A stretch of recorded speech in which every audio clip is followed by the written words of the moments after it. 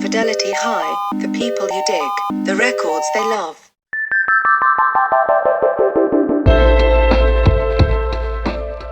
David Cross is an Emmy Award-winning and Grammy-nominated comedian, actor, author, and director.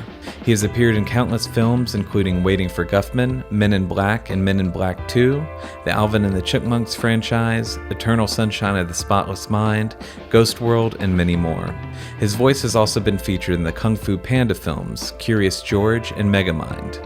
He is the author of the 2009 book, I Drink for a Reason, and along with his collaborator Bob Odenkirk, he created the HBO sketch comedy series, Mr. Show. David Cross has appeared in many television series and is well known for his role as Dr. Tobias Fuke on the popular sitcom Arrested Development.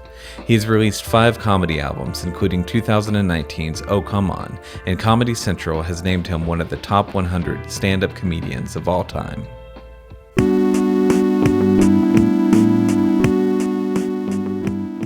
This is David Cross, and my Fidelity High is Quadrophenia by The Who.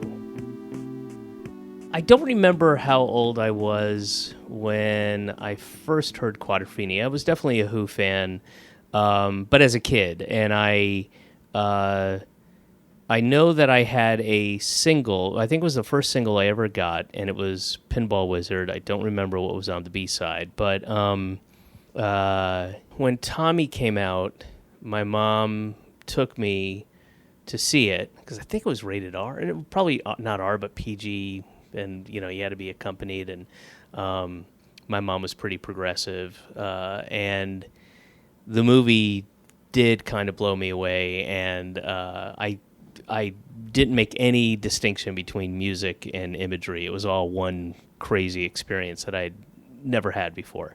And then later on, this is like a side note, but later on, when I got older and I listened to Tommy as a record, I liked some of it, but I thought it was kind of dumb, overreaching, I guess, pretentious maybe.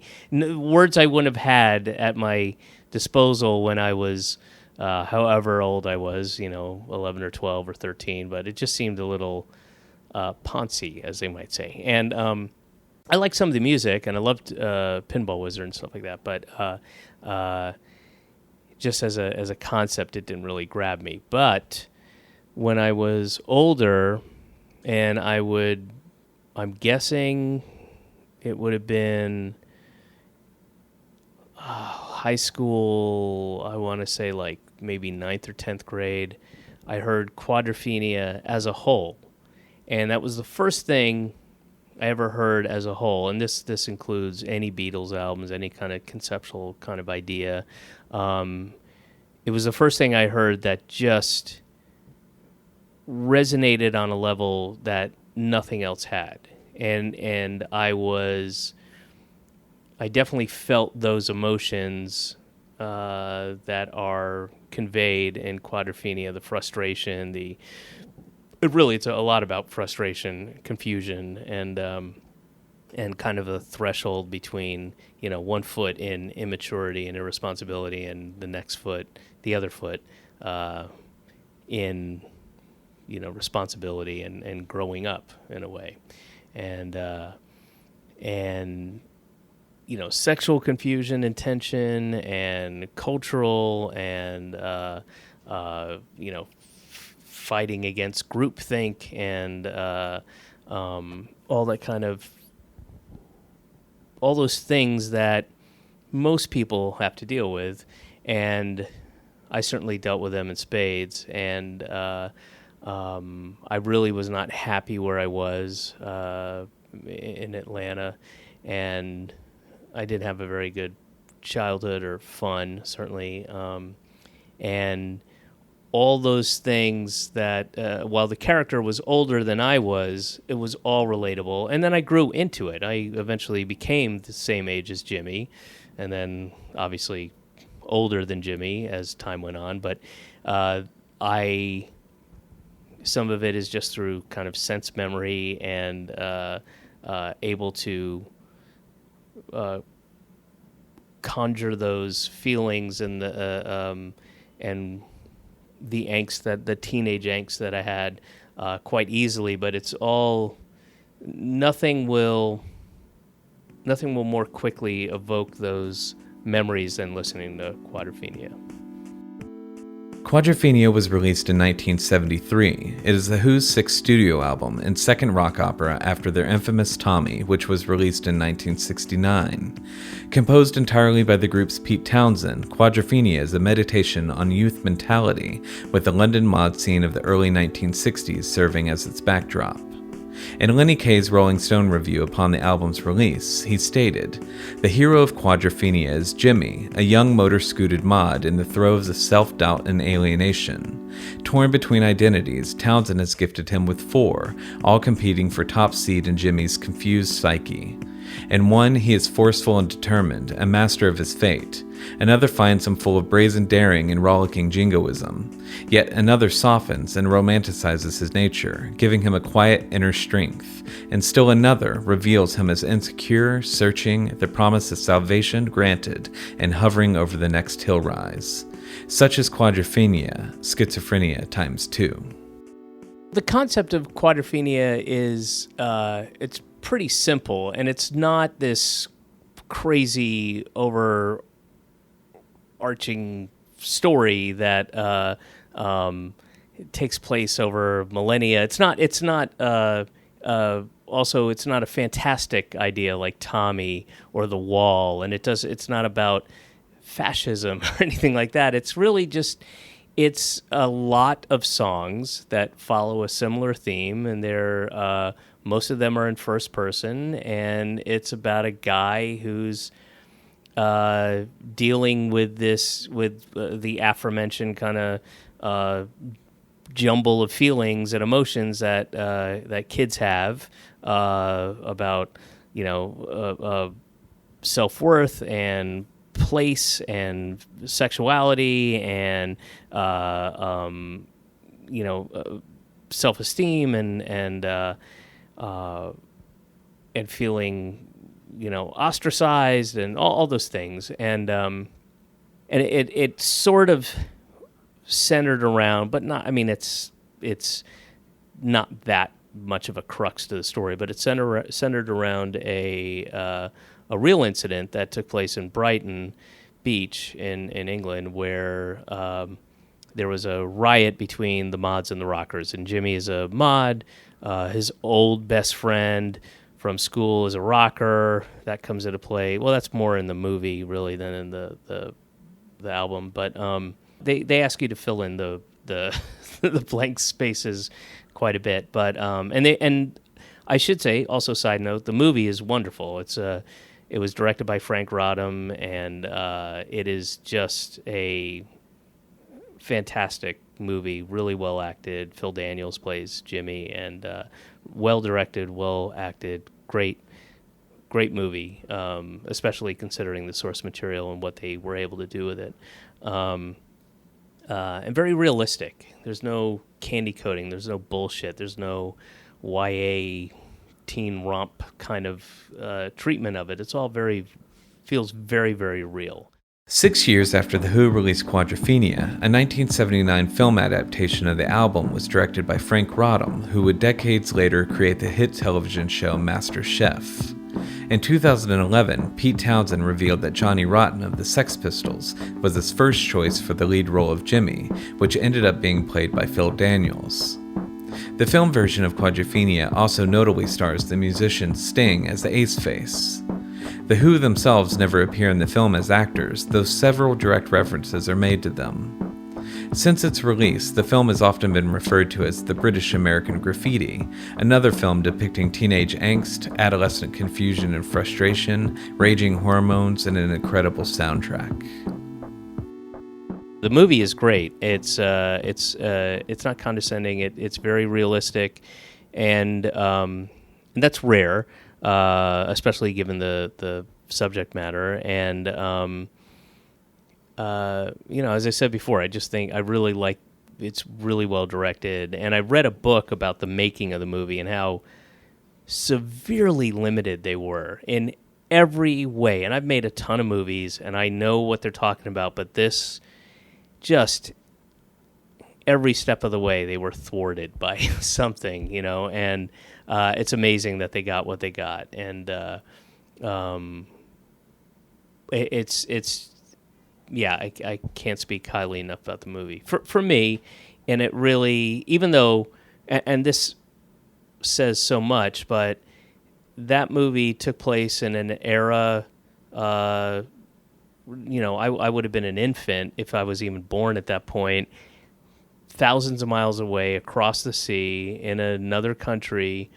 But I felt all those things. They were all familiar. All those, the thing with Steph where he ends up during the riot. He kind of escapes down this alley, and then they end up making out and then fucking really quickly, and it's really thrilling. And then he thinks she's his girlfriend, and of course that's not the case. And girls are more mature than boys, especially in this movie, and especially at that age. And he's confused and jealous and bitter, and the guy who's the cool guy, the ace face, played by Sting, turns out to be a bellboy at this hotel, and he's like a commoner, he's full of shit, and he's a fraud, and all those just great things, and his quitting work, and his putting on glam makeup on the train and running into his boss, and but all dealt very realistically, and not it's not heightened Hollywood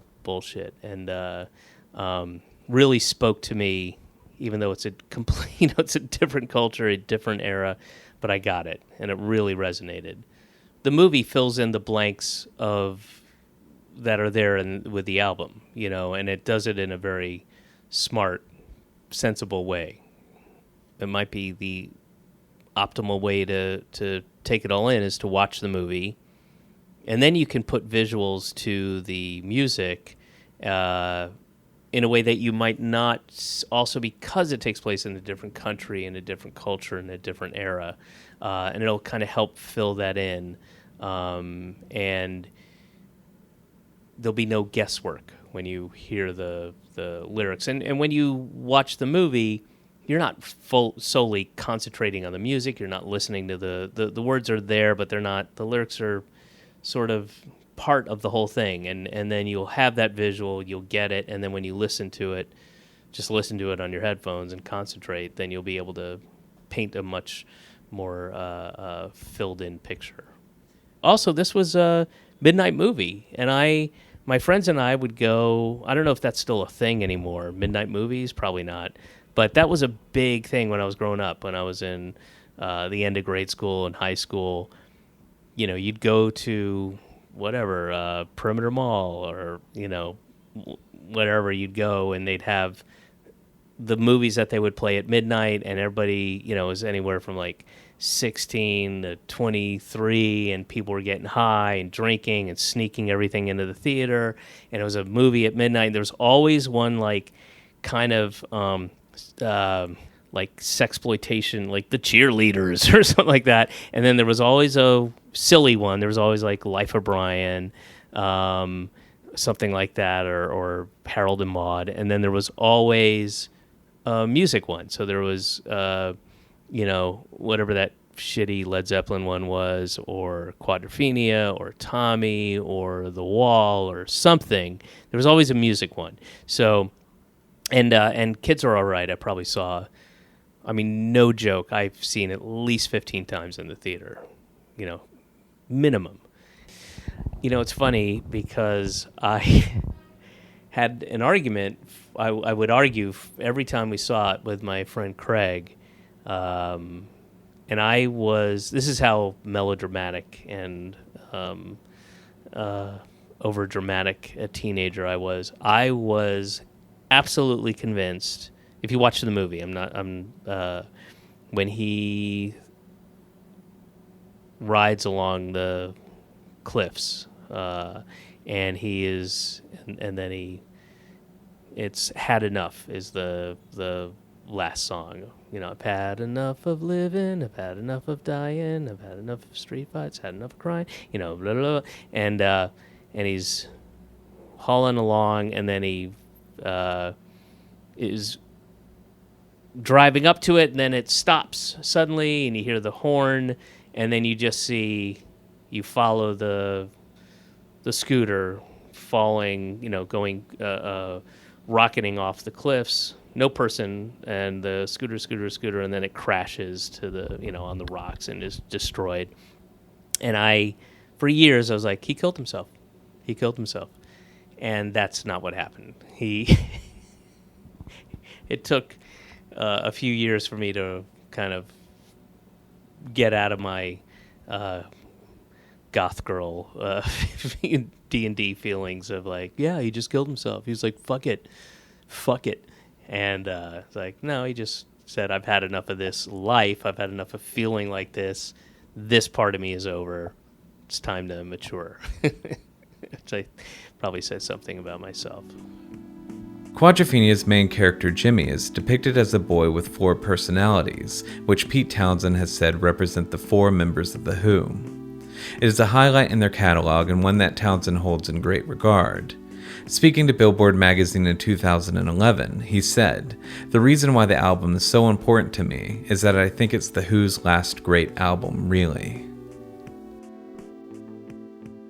The idea of he actually says in the it's written in the album sleeve when you open it up, but there's like a little run there. And he's like, schizophrenic, I'm bleeding quadrophenic. And I did not get that in the album or the movie, that there were 4 distinct personalities. They all just seemed like variations on a teenager's personalities. I didn't see it as 4 split personalities, and I don't think I ever will.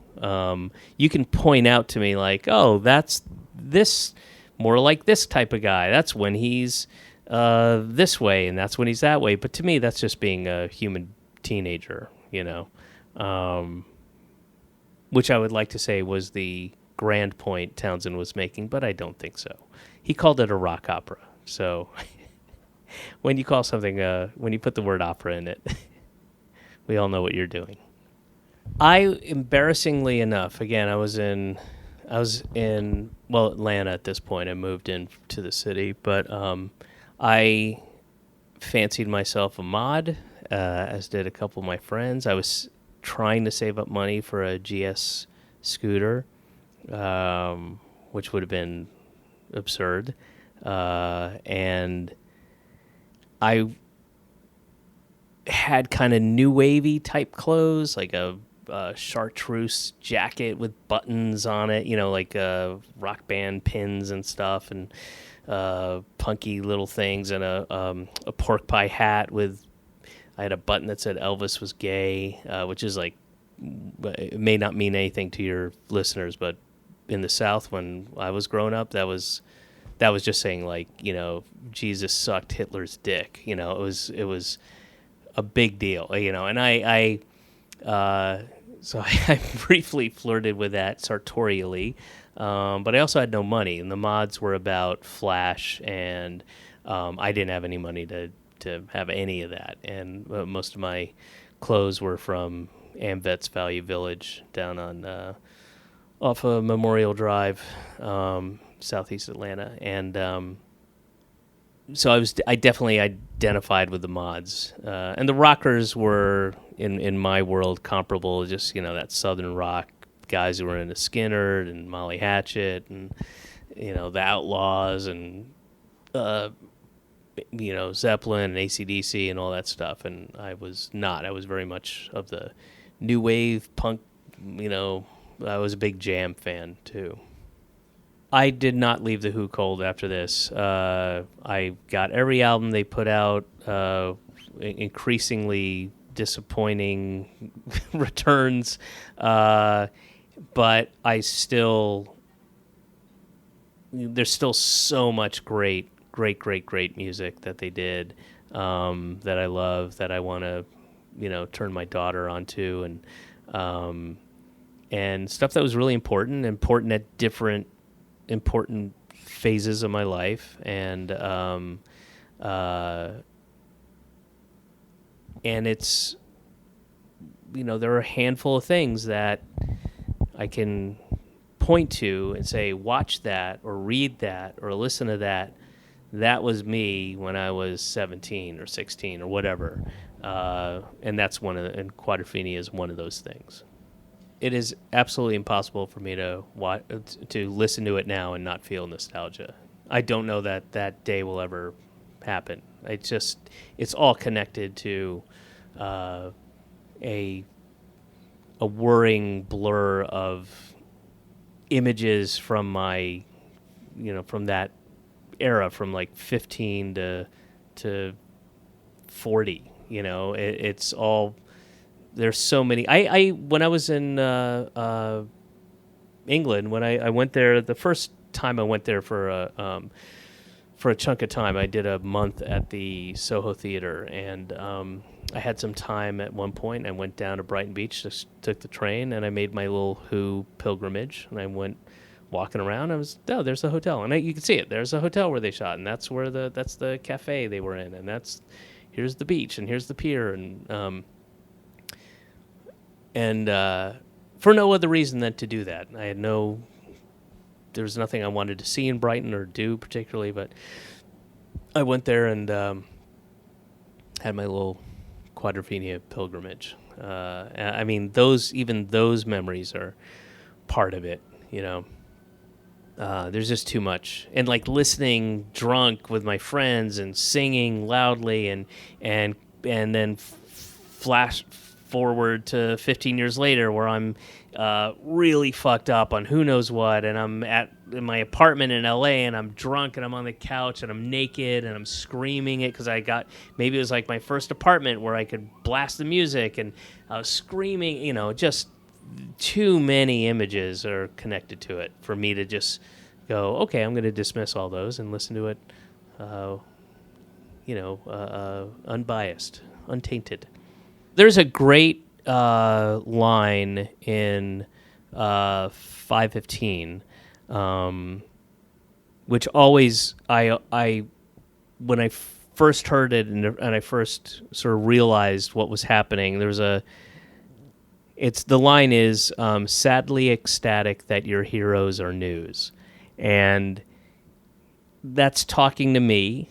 That's a guy who is my hero writing a song where there's a character singing about himself in a sense, but I don't think the character's self-aware.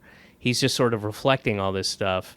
And I'm listening to the album, which is an album written by a guy named Pete Townsend, I'll never meet, who's, one of my heroes, who's far away. And I'm excited, and I'm in Roswell, Georgia, and I'm a big music nerd, and I go to record stores for hours, and if I get a copy of Trouser Press or NME or whatever it is, and I'm skimming and I see something about Townsend or something about The Who, and I'm so excited, and I share it with my friends. That's me. I'm the guy who's sadly ecstatic those are two great words to put together. Sadly ecstatic that your heroes are news. And it's deflating, but at the same time, it's like, oh, yeah, that's me. That's us. That's Jimmy.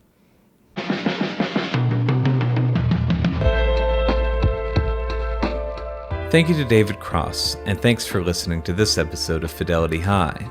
All episodes of Fidelity High to date can be found at fidelityhigh.com.